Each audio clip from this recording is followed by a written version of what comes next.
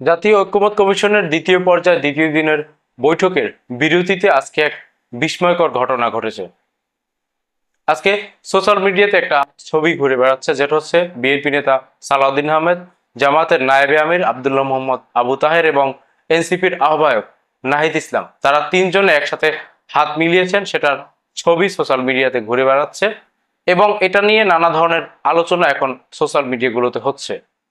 এটা আমার কাছে বিস্ময়কর মনে হয়েছে এই কারণে যে এই মুহূর্তে বিএনপি, জামাত এবং এনসিপি তিনটে দলের রাজনৈতিক সম্পর্ক হচ্ছে সাপ এবং নেউলের মতো। বিএনপির সাথে জামাতের দ্বন্দ্ব রয়েছে, জামাতের সাথেও বিভিন্ন জায়গায় এনসিপির দ্বন্দ্ব রয়েছে। যদিও তারা কিছু কিছু ক্ষেত্রে এক হচ্ছে, কিন্তু এনসিপির সাথে আদর্শিক একটা লড়াই কিন্তু ইতিমধ্যেই শুরু হয়ে গেছে আওয়ামী লীগ নিষিদ্ধের পরে, যেটা একদম প্রকাশ্যে এসেছিল। আবার এনসিপির সাথে বিএনপিরও সম্পর্ক খুব একটা ভালো না, না বলে বলা যায় যে খুব খারাপের দিকে গেছে।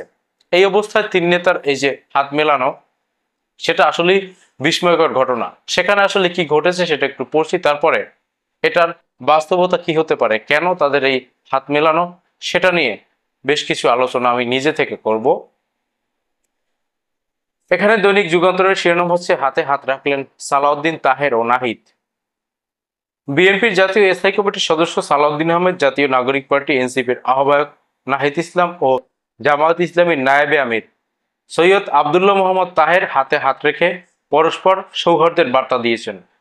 সংরক্ষিত নারী আসনের নির্বাচন পদ্ধতি, দ্বিকক্ষ বিশিষ্ট সংসদ ও প্রধান বিচারপতির নিয়োগ সংক্রান্ত আইনের সংশোধন প্রস্তাব নিয়ে জাতীয় ঐক্যমত কমিশনের আলোচনা চলাকালে বিরতির সময় হাতে হাত রেখে ছবি তোলেন তারা।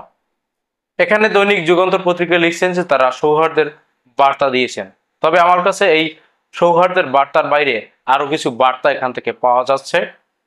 প্রথমত আমার মনে হচ্ছে যে এরা তিনজন একটা বিষয় দেখাতে চেয়েছেন, যেটা হচ্ছে আমরা যত কিছুতেই বিরোধিতা করি না কেন, রাজনীতির কারণে বিরোধিতা করি না কেন, আমরা রাষ্ট্রের স্বার্থে এখনো এক রয়েছি। আরো একটা বার্তা হতে পারে যে আমরা এখনো যত বিরোধিতার মধ্য দিয়েই যাই না কেন, আওয়ামী লীগের ক্ষেত্রে আমরা এখনো এক রয়েছি। আওয়ামী লীগের মতো স্বৈরাচারী দল বাংলাদেশে আর ফিরতে পারবে না। আওয়ামী লীগকে প্রতিহত করার জন্য আমরা আবার একসাথে হাত রাখতে পারি, সেই বার্তাটাও হতে পারে। এই দুটো বার্তার বাইরে আরো একটা সিগনিফিক্যান্ট বিষয় এখানে থাকতে পারে, যেটা হয়তো প্রকাশ করার কথা নয়, কিন্তু সেই বিষয়ে মীমাংসা হয়েছে বলেই হয়তো এই ধরনের দৃশ্য আমরা দেখতে পাচ্ছি। এর আগেই একটা ভিডিওতে আলোচনা করেছিলাম যে জামাত ইসলামী এবং এনসিপি বিএনপির সাথে দর কষাকষি করছে আসন ভাগাভাগি নিয়ে, এবং এটা নিয়ে তাদের মধ্যে সমঝোতা হচ্ছে না বিদায়ী এনসিপি এবং জামাত ইসলামী নির্বাচন পেছানোর জন্য বিএনপির প্রতিপক্ষ হিসেবে দাঁড়িয়ে রয়েছে। হয়তো এমনটাও হতে পারে যে জামাত ইসলামী এবং এনসিপির সাথে বিএনপির কোনো একটা সমঝোতা এসেছে, আর এই সমঝোতার কারণেই তারা সৌহার্দ্যপূর্ণ অবস্থানে দাঁড়িয়েছেন, সৌহার্দ্য প্রদর্শন করছেন। তারা তিনজন হাতে হাত রেখে তারপরে কুশলাদি বিনিময় করছেন।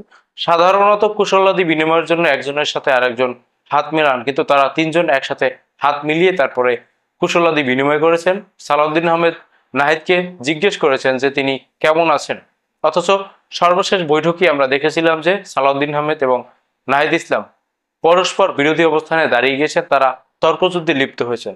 আর সেখান থেকে বেরিয়ে এসে এই তিন নেতা একসাথে হাত মিলিয়ে তারপরে কুশলাদি বিনিময় করছেন এবং সোশ্যাল মিডিয়াতে তার ছবি আসছে, সেটা অবশ্যই খুব পজিটিভ কোনো বার্তা বহন করে। আর সেই পজিটিভ বার্তার মধ্যে একটা হতে পারে আওয়ামী লীগের বিরুদ্ধে তারা এখনো এক রয়েছে, এক হয়ে লড়াই করবে।